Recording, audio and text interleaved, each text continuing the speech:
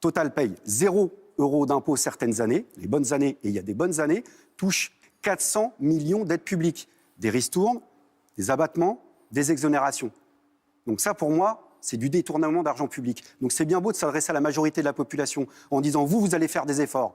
Commerçants, artisans, salariés, retraités, chômeurs, vous allez vous serrer la ceinture. Pendant ce temps-là, on a un gouffre qui se gave. 3 milliards de dividendes.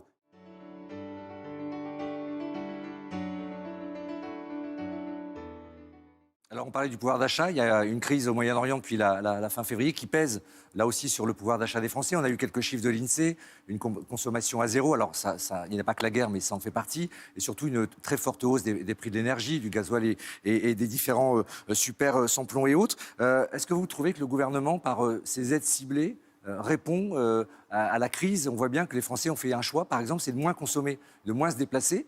Est-ce que le gouvernement répond tout en essayant de maintenir ces déficits à un niveau acceptable? Est-ce que ce choix est le bon ou pas pour vous? Non, évidemment, je ne le pense pas. Je pense que par ailleurs, la réponse est dans votre question, c'est-à-dire que la population est obligée de bricoler pour s'en sortir avec un groupe qui est un groupe de profiteurs sur la guerre, qui s'appelle Total. Donc à un moment, il va falloir mettre les pieds dans le plat, taper un bon coup dans la fourmilière. Ce groupe-là ne paye quasiment pas d'impôts. Il y a une étude de l'économiste Gabriel Zucman qui vient de mettre un petit peu... Célèbre Gabriel Zucman. Voilà, qui vient de mettre un peu son nez dans la comptabilité de Total. Donc que ça soit Total ou autre chose, il y a un problème de transparence publique. Total dit qu'il redistribue à sa façon en plafonnant... C'est ça, à sa façon. Voilà, en plafonnant et en continuant ce plafonnement. Mais avec ça, pour vous, ce plafonnement-là, c'est pas... Bah, disons qu'il y a ce genre de plafond où vous êtes sûr que vous n'aurez plus les deux pieds sur le plancher parce que c'est quand même des plafonds très très hauts. Et quand on met en relation de ce qu'est le profit total, donc bénéfice record de 5 milliards, là, sur le premier trimestre... Plus 50% par rapport à exactement, plus 50%, donc plus de 3 milliards de dividendes, c'est-à-dire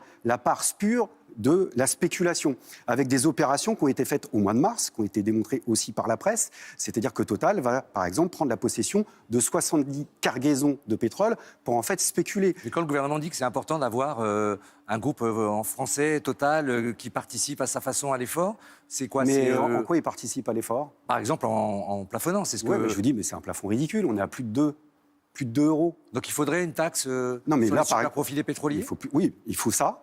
Avec un rendement... mais sauf qu'il s'arrange, puisque la dernière fois qu'il y a eu ce type de soi-disant super taxe, en réalité, Gabriel Zucman prouvait que Total a réussi à passer au travers. Donc, une fois de plus, il faut la publication des livres de comptes et la transparence. Mais là, c'est une proposition concrète. Oui, les 3 milliards de dividendes, en France. Les pouvoirs publics devraient réquisitionner les 3 milliards de dividendes, sous peine de réquisitionner publiquement Total. Total touche l'argent de nos impôts en prime de tous sans les payer.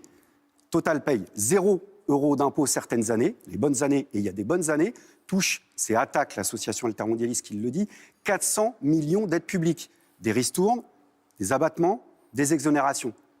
Donc ça, pour moi, c'est du détournement d'argent public. Donc c'est bien beau de s'adresser à la majorité de la population en disant « vous allez faire des efforts ». Commerçants, artisans, salariés, retraités, chômeurs, vous allez vous serrer la ceinture. Pendant ce temps-là, on a un gouffre qui se gave. 3 milliards de dividendes. Ils font quoi, les dividendes?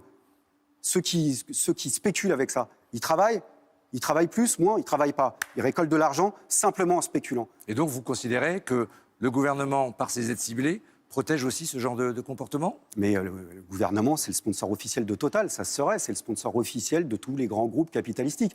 Moi, je n'ai pas d'espoir politique vis-à-vis du gouvernement. Mon attente, ce serait que la gauche sociale et politique réagisse. Et plutôt que de s'empailler en permanence, qu'on remette par exemple au goût du jour, je reparle de l'historique du 1er mai, ce qui était la revendication phare des générations qui nous ont précédés, partage du temps de travail, partage des richesses. Et Total, si vous voulez, c'est l'exemple type de ce qu'est la décadence morale du capitalisme. Il y avait un pamphlet libertaire au 19e siècle qui s'appelait Le Père Pénard, parlait d'agioteurs et d'accapareurs. Total, ce sont des accapareurs et des agioteurs, des spéculateurs. Voilà. Et là, aujourd'hui, quand on prend la crise, la guerre, la catastrophe climatique, je pense qu'il serait temps de réquisitionner publiquement, dans un service public de l'énergie unifié, tous ceux qui se gavent avec l'argent en plus de nos impôts.